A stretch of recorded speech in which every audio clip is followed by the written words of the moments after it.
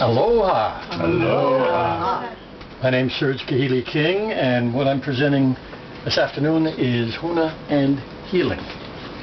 Now, I'll tell you right up front, I'm presenting this way of thinking about healing and way of healing from the Hawaiian tradition, from the Kahili family that I was taught. So there are going to be some of the ideas, if we compare it to common Western thinking about healing, it'll be very different. But indigenous peoples are extremely practical. They're not romantic like Westerners. Okay? So the things that I'm going to be teaching you work.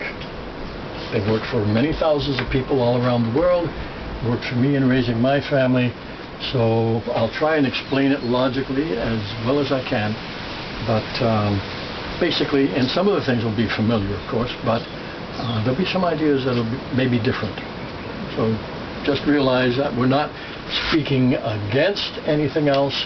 I'm just presenting a system to you. All right. Ikawakahiko. Once upon a time. Very long time ago, before there was anything. There was something. There were two somethings. There was chaos, is when energy is moving in all direction, and because it's moving constantly, there's no time for anything to happen. There's no time. And that's called Wakea. And also there was Papa. And Papa was form, pure form. No movement. And of course, if there's no movement, nothing can happen. So nothing occurred whatsoever at all until we don't know how. Now, if the scientists can say somehow the Big Bang happened, well, we can say somehow Wakea and Papa got together. And when they did, when chaos and order joined, they formed the first wave. And from that first wave came all the other waves and all existence. Now, in terms of what we're talking about today,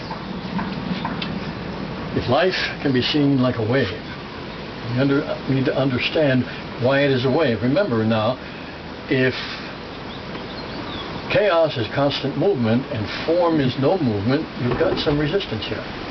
That's the only thing that forms a wave. So you basically have what we can call a cycle of life, which is movement, creating resistance, which produces tension,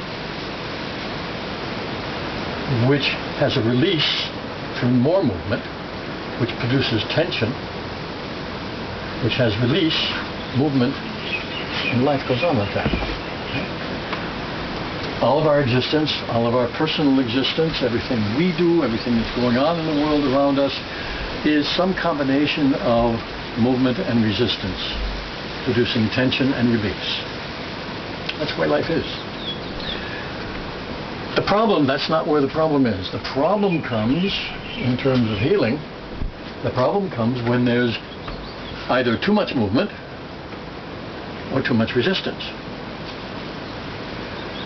And here we can actually just call it too much resistance, because there can be resistance to movement, but there can also be resistance to stillness. I mean, you think about that, you know, it's wonderful. At the end of the day, you go and you lay down in bed, and you relax and you don't do anything. But after 4 or 5 days, there's a need to move. You got to get up. We have to have movement. Right? So we begin to resist too much stillness. So then the problem becomes, that we experience in our health, in our life, the problem becomes one of too much resistance, either to movement or to stillness. The healing process is one of changing that. It's not a balance, it's harmony, because it's in constant movement. So if there's too much stillness, we induce movement. If there's too much movement, we induce more stillness. And that's the whole healing process. Now, in Hawaiian, and this is going to be the basis for everything we're going to be learning. In Hawaiian, the word for illness, which is the first most important one we need to know, is ma'i. And if we look at that in its roots, composed of two words, it means a state of great tension. And from a Hawaiian perspective, all illness is based on this idea. There's too much tension. Ola, which is the word for life, has in its roots the whole connotation of movement. And if we look at all of the Hawaiian healing techniques, if we look at their names, what we see is in the words themselves the idea of moving things to release tension. One of the basic words for healing or a healer is lapa'au. And it contains in its roots the idea of a current, the idea of spreading, the idea of movement, and things like that. Lapa'au, lapa'au is a word that means an herbalist. And what that means is using plants to create that movement, that current, that spreading, that expansion. We get lomi lomi has concepts of movement in it. All of the words have to do with reducing resistance by getting energy to move in a particular way.